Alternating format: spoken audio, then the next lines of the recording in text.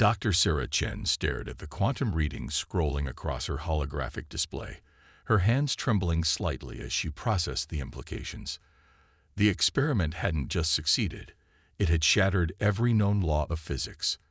In the sealed chamber before her, a simple steel cube had completely bypassed normal spacetime, instantaneously existing in two locations simultaneously without traveling through the space between them.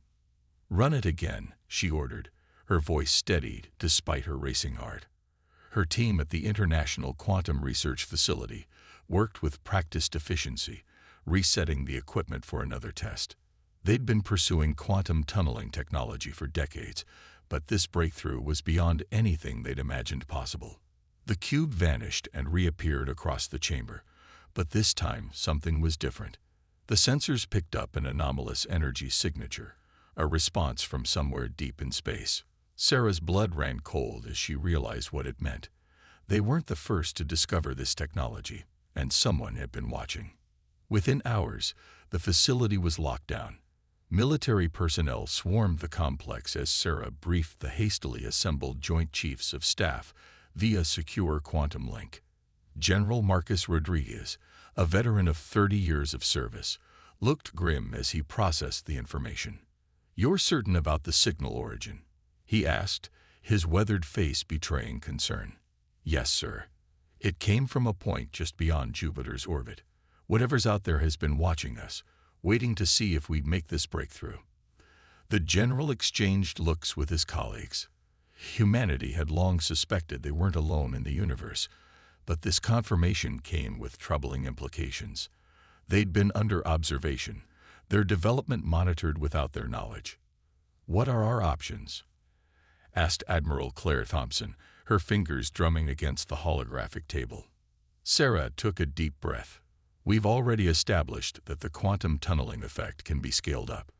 With proper resources, we could build ships, vessels capable of bypassing traditional space travel entirely. But we need to act quickly. Whoever sent that signal knows we've crossed a threshold." The next few months passed in a blur of activity. Hidden facilities across Earth hummed with energy as humanity raced to prepare for what was coming. They had no illusions about maintaining secrecy. The Watchers already knew, but humanity would reveal themselves on their own terms. Sarah stood aboard the bridge of the QSS Prometheus, Earth's first quantum ship.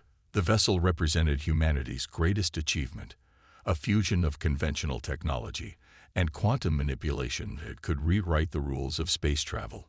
Around her, a crew of Earth's finest worked at stations that would have seemed impossible just months ago. "Multiple contacts detected," announced Lieutenant James Wong, his fingers dancing across the quantum-enhanced sensors. "Large vessels entering the solar system through conventional FTL." Sarah nodded to Captain Diana Martinez, who had been chosen to command this historic mission. The captain's dark eyes narrowed as she studied the tactical display. "They're making no attempt to hide their approach," Diana observed. 7 vessels, definitely artificial, definitely advanced. They're broadcasting some kind of signal, likely first contact protocols. Sarah felt a mix of excitement and apprehension. This was it. Humanity's first official contact with an alien civilization. But they weren't going to play the role of primitive newcomers discovering their place in a larger galaxy. "Engineering reports quantum systems at full capacity," reported Commander Ahmed Hassan. "We can initiate the demonstration at your command." Diana straightened her uniform. "Send the greeting package we prepared, then show them what humanity can do." The alien vessels approached with obvious confidence, their formation suggesting routine first contact procedures. They likely expected to find a young species taking its first steps into space, ready to be guided into their established galactic order. What they found instead was the Prometheus, simultaneously existing at 7 different points in space, surrounding their entire fleet in an instant. No conventional drives, no visible means of propulsion. Just the pure manipulation of quantum spacetime itself. The alien vessels froze, their sensors desperately trying to make sense of what they were seeing. A ship that violated every known law of physics, displaying technology that should have been impossible for a primitive world to achieve. "They're responding," James announced, a hint of satisfaction in his voice. "Their communication shows signs of extreme agitation. I think we scared them." "Good," Diana replied. "Open a channel." Sarah stepped forward as the main screen flickered to life, revealing the alien commander, a tall, elegant being with iridescent scales and multiple eyes. Its expression, even on an alien face, clearly showed shock. "Greetings," Sarah said, allowing the quantum translators to convert her words. "I am Dr. Sarah Chen of Earth. We apologize for any alarm our demonstration may have caused, but we felt it necessary to establish certain facts immediately. We know you've been watching us. We know about the observation posts beyond Jupiter. And we want you to understand that humanity will be joining the galactic community as equals, not as subjects to be guided." The alien commander's scales shifted color rapidly, apparently a sign of distress. "This is impossible," it responded. "Your species only recently achieved basic spaceflight. Your observations showed what we allowed them to show." Diana interrupted. "While you watched our rockets and satellites, we were mastering quantum mechanics on a scale your sensors couldn't detect. Now, shall we discuss our future relationship as equals, or do you need another demonstration?" As if to emphasize her point, the Prometheus split reality again, existing in dozens of locations simultaneously before snapping back to a single point. The message was clear. Humanity had not only matched alien technology, they'd surpassed it in ways that defied conventional understanding. The alien commander's color shifted to a deep blue. "The Galactic Confederation must be informed of this. You cannot understand the implications." "We understand perfectly," Sarah replied. "Your confederation maintains order by controlling how species develop, by guiding them down approved technological paths. But humanity chose a different way. We hid our true capabilities until we were ready, and now we offer your confederation a choice. Accept us as equals and learn to work together, or watch as we reshape the galaxy's balance of power ourselves." As the aliens struggled to process this unprecedented situation, Sarah couldn't help but smile. Humanity had done more than develop new technology. They had shattered the comfortable assumptions of an entire galactic civilization. The age of hiding was over. The age of quantum ascendance had begun.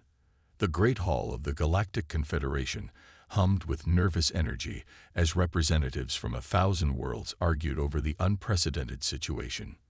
Massive holographic displays showed the Prometheus and its sister ships demonstrating capabilities that defied conventional physics, while diplomatic channels buzzed with urgent messages between member worlds. High Chancellor Vextal, their most experienced diplomat, watched the chaos with all four of his eyes. In his centuries of service, he'd never seen the Confederation so rattled. These humans hadn't just surprised them.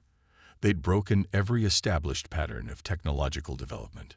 "The humans are requesting direct audience," announced Sub-Chancellor Yura, her crystalline form reflecting the chamber's lights. "Their vessels have already quantum tunneled to our coordinates." Vextal felt a shiver run through his exoskeleton. The human ships had crossed half the galaxy instantly, without using any known form of faster-than-light travel. The implications were staggering. "Grant them entry," he ordered. "And someone calm down the Zachary delegation before they trigger another diplomatic incident." Dr. Sarah Chen and Captain Diana Martinez entered the chamber flanked by their staff, their confidence palpable. They showed no sign of being impressed by the gathered representatives of galactic civilization. If anything, they looked almost pitying. "Honorable representatives," Sarah began, her voice carrying clearly through the translator fields, "we appreciate your willingness to meet. Earth desires peaceful relations with all species, but we need to establish some facts about humanity's position in the galaxy." A holographic display materialized above the chamber center, showing the quantum tunneling technology in action. The assembled aliens watched in stunned silence as the principles of physics they'd built their civilization upon were casually rewritten. "Impossible," shouted Representative Kroll of the Tsakri Empire, his warrior-cased markings flaring with anger. No species can develop such technology without guidance. You must have had help, must have stolen. We had no help, Diana interrupted firmly. While your observation posts watched our space programs and satellites, we were exploring quantum mechanics at a fundamental level. We chose to hide our true capabilities until we were ready. High Chancellor Vextall raised a limb for silence. You must understand our concern. The Confederation has guided species development for millennia. We ensure stable, safe technological progress. You mean you control and limit progress? Sarah corrected. We've accessed your historical databases. Species that show too much innovation are subtly redirected. Promising research into quantum mechanics is discouraged. The Confederation maintains power by keeping younger races dependent on your approved technologies. The chamber erupted in protests, but the humans remained unmoved. On the displays, more Earth ships appeared through quantum tunneling, each demonstration showing capabilities that shouldn't have been possible. We're not here to overthrow the Confederation, Diana assured them, though her tone suggested they could if they wanted to. We're here to offer a new way forward. Humanity will share some of our advances with species that prove ready. We'll help establish new trade routes using quantum tunneling technology. But we will not be controlled, and we will not allow the suppression of innovation to continue. Vextall felt the political grounds shifting beneath him. Already, he could see some of the younger species representatives looking at the humans with hope rather than fear. The careful balance of power the Confederation had maintained for so long was crumbling. And if we refuse? Asked Representative Kroll, his warrior's pride overwhelming his judgment. If we choose to maintain the established order? In response, Sarah simply gestured. The humans' quantum technology activated, and suddenly the entire chamber was somewhere else, transported instantly to orbit around Earth. The assembled representatives gasped as they saw hundreds of advanced ships appearing and disappearing around the planet, each wielding the same reality-defying technology. This is not a negotiation, Sarah explained calmly. This is a courtesy notification. Humanity has already begun establishing quantum tunneling routes with species who want to trade with us. We've started sharing some of our lesser advances with civilizations that your Confederation has held back. The galaxy is changing, with or without your approval. Before anyone could respond, the chamber returned to its original location. The demonstration had made its point. The humans could have taken any action they wanted, and the Confederation's most powerful weapons would have been useless to stop them. The age of controlled development is over, Diana declared. We offer friendship and cooperation, but we will not be bound by your limitations. Earth extends an open invitation to any species that wishes to learn, to trade, to grow beyond the Confederation's carefully maintained boundaries. Vextall saw the hunger in many representatives' eyes. Younger species that had chafed under Confederation restrictions now saw a path to advancement. Even some older races looked intrigued by the possibilities these humans offered. You're proposing to upset millennia of stable development, he warned. The chaos cooled. The stability of stagnation is no stability at all, Sarah countered. Change is coming, Chancellor. The only question is whether the Confederation will adapt or become obsolete. As if to emphasize her point, reports began flowing in from across Confederation space. Dozens of species had already made contact with Earth's quantum ships. Trade agreements were being formed. The careful hierarchy of galactic civilization was dissolving in real time. We'll give you time to discuss, Diana offered graciously. Earth's quantum communication networks are open to any species that wishes to talk. But understand, the galaxy's paradigm has already shifted. The future belongs to those willing to embrace new possibilities. As the humans departed, simply vanishing rather than walking out, Vextall looked out at the chaos in the chamber and realized a fundamental truth. The Confederation hadn't lost control today. They'd lost it the moment humanity had first split the atom and chosen to hide their true potential. Everything since then had just been details, The age of comfortable certainty was over. The age of quantum possibility had begun. The Quantum Development Center on Mars buzzed with activity as representatives from 24 alien species explored humanity's teaching facilities. Dr. Sarah Chen watched from her observation post as a young Neveran scientist successfully created her first quantum tunnel, her feathered crest rising in excitement as she grasped principles her civilization had been steered away from for centuries. Another success, noted James Wong, now serving as Earth's chief of interspecies scientific cooperation. That's the 5th species to achieve basic quantum manipulation this month. Sarah nodded, feeling a mix of pride and concern. The speed of change was becoming difficult to manage, even with humanity's advanced capabilities. How are the Confederation hardliners responding? About as well as you'd expect, James replied, pulling up a holographic report.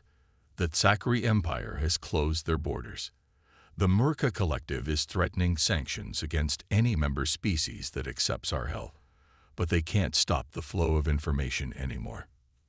A quantum alert flashed across their displays. Captain Diana Martinez's image appeared, her expression serious. We have a situation. The Confederation's conservative faction just blockaded the Sylvani homeworld. They're trying to prevent them from joining the quantum exchange program. Sarah felt her jaw tighten. The Sylvani were one of the most promising young species they'd encountered, natural innovators who'd been held back for centuries. Response options. Admiral Thompson is preparing a diplomatic mission, Diana reported. But we might need to demonstrate our resolve again. Before Sarah could respond, another alert demanded attention. A Confederation battle fleet had appeared near Alpha Centauri, supposedly on routine patrol. Their message was clear. Earth's influence had grown too quickly. They still don't understand, James said quietly. They think showing military force will make us back down. Sarah accessed the quantum network, connecting with Earth's Defense Command. Authorization Chen Alpha 7. Begin Phase 3 deployment.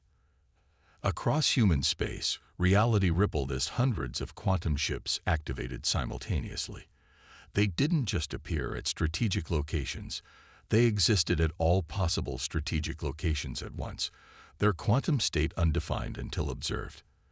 The Confederation fleet found itself surrounded by ships that broke physics itself, their weapons useless against vessels that could simply choose to exist somewhere else when threatened. Incoming transmission from High Chancellor Vextal, Diana announced. He's requesting an emergency conference.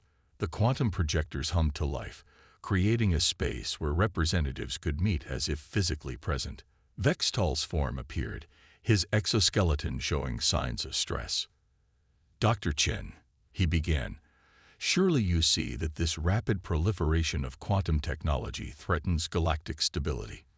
We've maintained peace for millennia by carefully managing technological development. You've maintained control, Sarah corrected. There's a difference.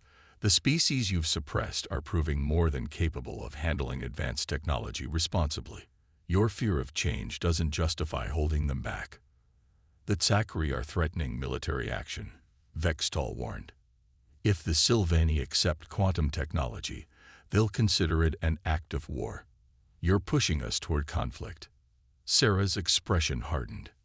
No, Chancellor. Your faction's inability to accept change is pushing us toward conflict. The Sylvani have every right to develop their civilization as they choose. If the Zachary attack them, they'll find that humanity's protection extends to all our quantum partners.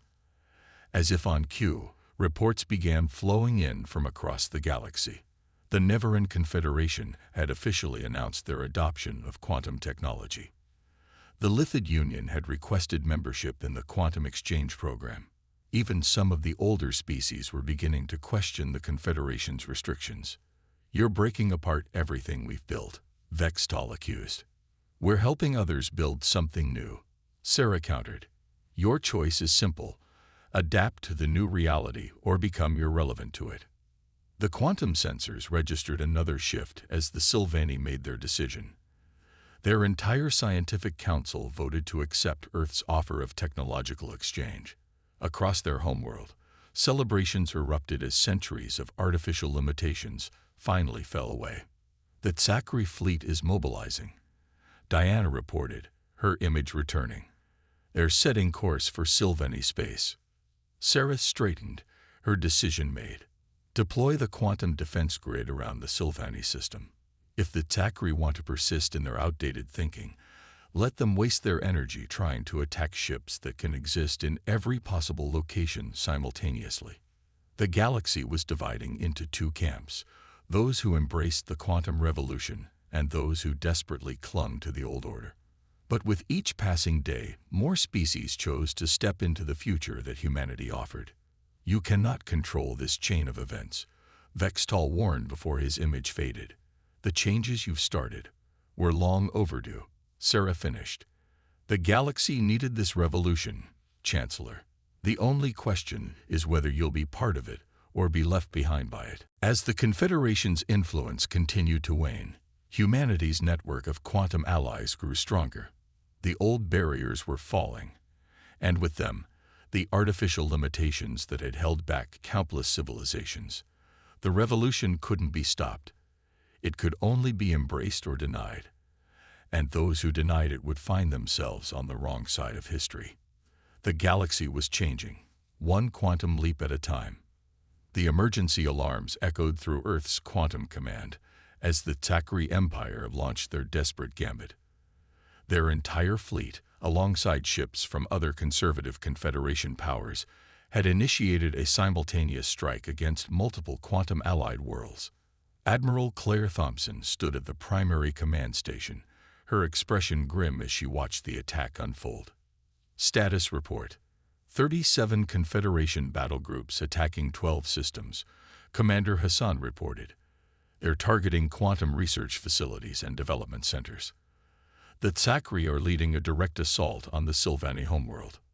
The fools, Dr. Sarah Chen whispered, standing beside the Admiral. They still think this is about ships and weapons. Admiral Thompson nodded. Show them their mistake. Initiate Protocol Quantum Storm.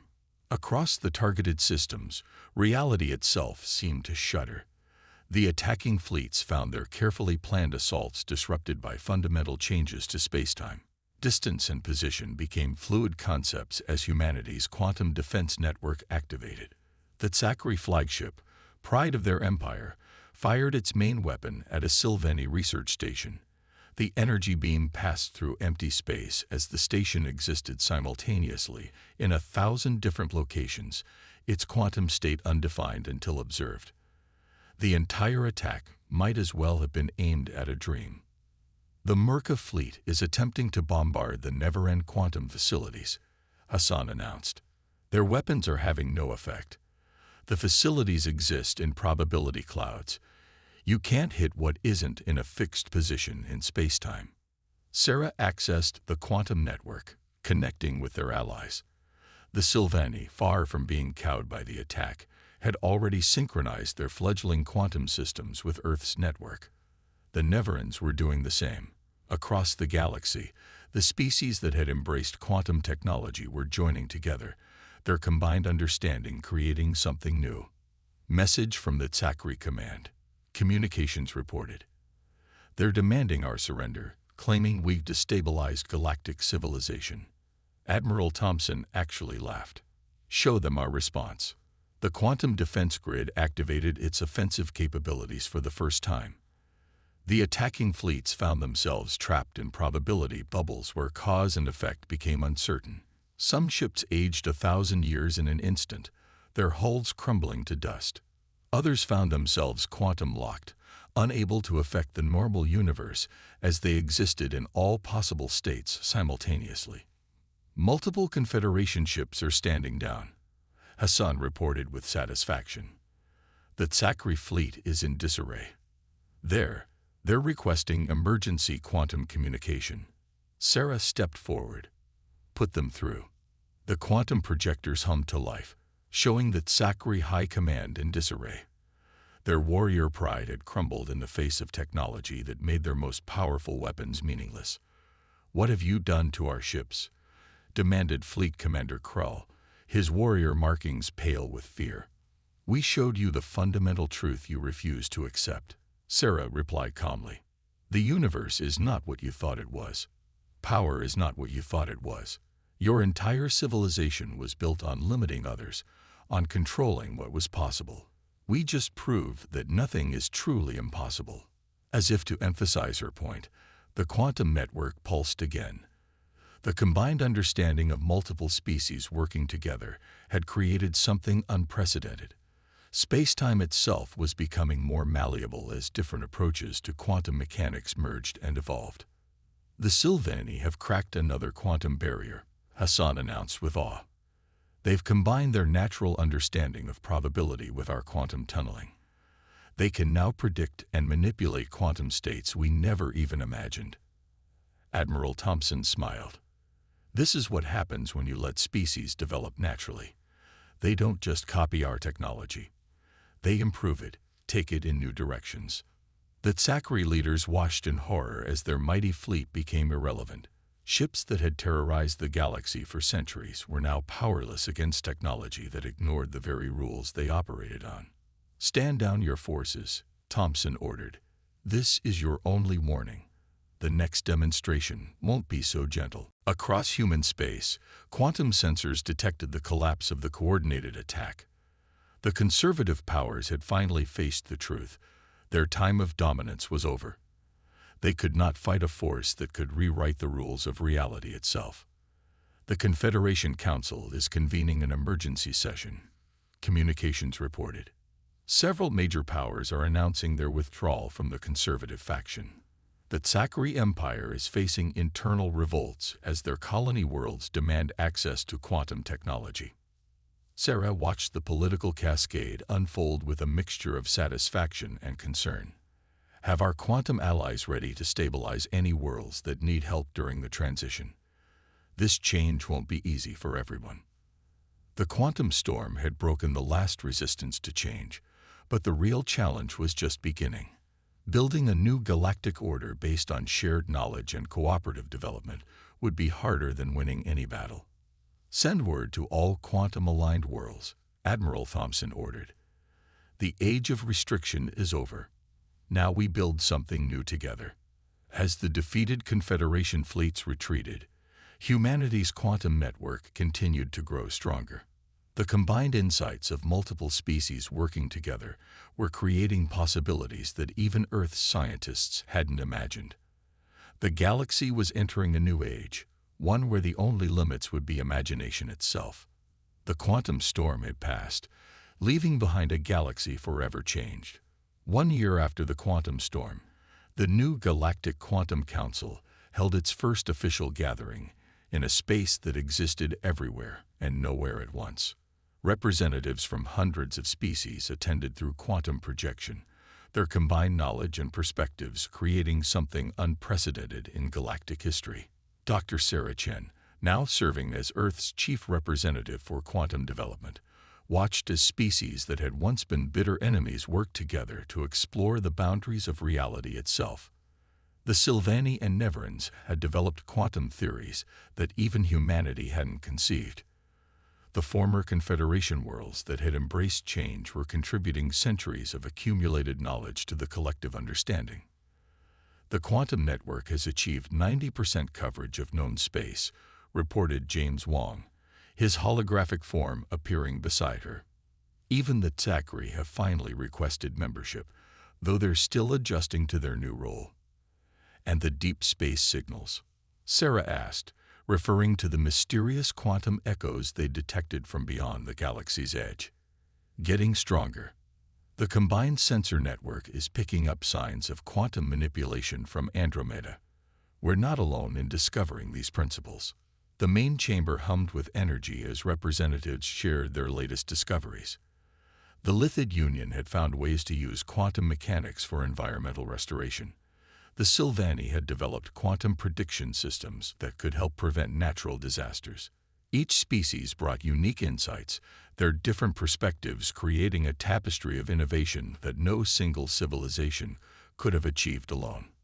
High Chancellor Vextal, who had survived his government's collapse to help build the new order, approached Sarah's quantum projection.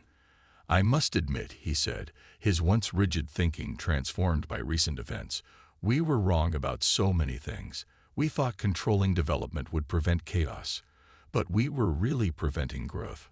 "The chaos you feared was really just the uncertainty of change," Sarah replied. "Look at what we've achieved in just 1 year of true cooperation." Around them, the evidence was clear. The quantum network had revolutionized galactic society. Distance had become a purely optional concept. Trade and cultural exchange flourished as species shared not just goods but ideas and dreams.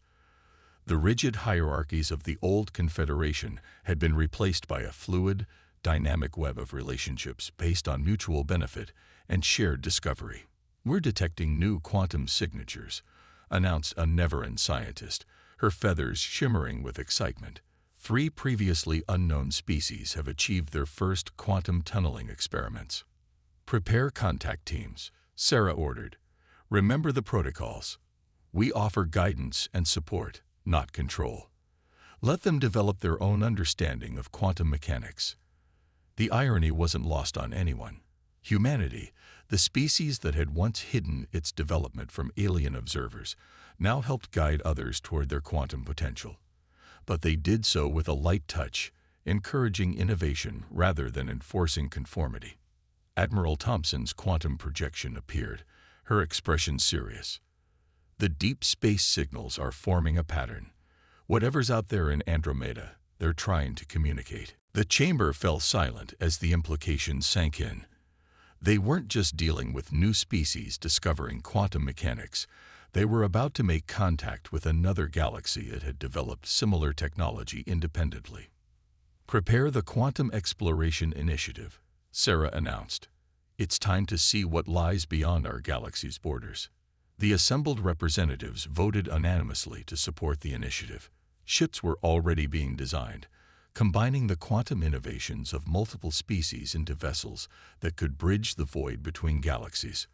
The age of isolation was truly over, not just for individual species, but for the galaxy itself.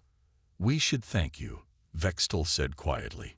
"Humanity didn't just change the galaxy's technology.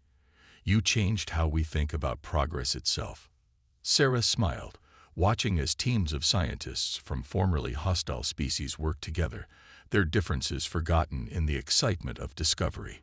"We just showed you what was possible. Everything since then has been a collective achievement." The quantum network pulsed with new data as another breakthrough was achieved. The Lithid Union, working with Sylvani quantum theorists, had found a way to manipulate probability fields on a galactic scale. The possibilities for exploration and discovery were expanding faster than anyone could have predicted. "Send word to Earth," Sarah instructed. "Tell them the quantum renaissance is exceeding all expectations. The galaxy isn't just accepting change. It's embracing it, improving it, taking it in directions we never imagined." As the council session continued, more reports flowed in from across space. New species discovering quantum mechanics, old enemies becoming research partners, the rigid boundaries between civilizations dissolving as knowledge flowed freely through the quantum network. The future that stretched before them was uncertain, full of possibilities both thrilling and challenging.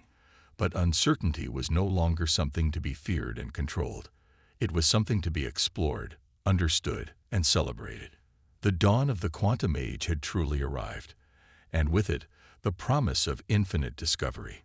Humanity had lit the spark, but the fire of progress now burned in every corner of the galaxy, fueled by the combined dreams of countless species reaching together for the stars. As Sarah prepared for humanity's first quantum contact with Andromeda, she knew that this was just the beginning. The universe was vast, full of wonders waiting to be discovered. And now, united in their pursuit of knowledge, the galaxy's civilizations would face those wonders together. The age of quantum possibility had begun, and it would never end.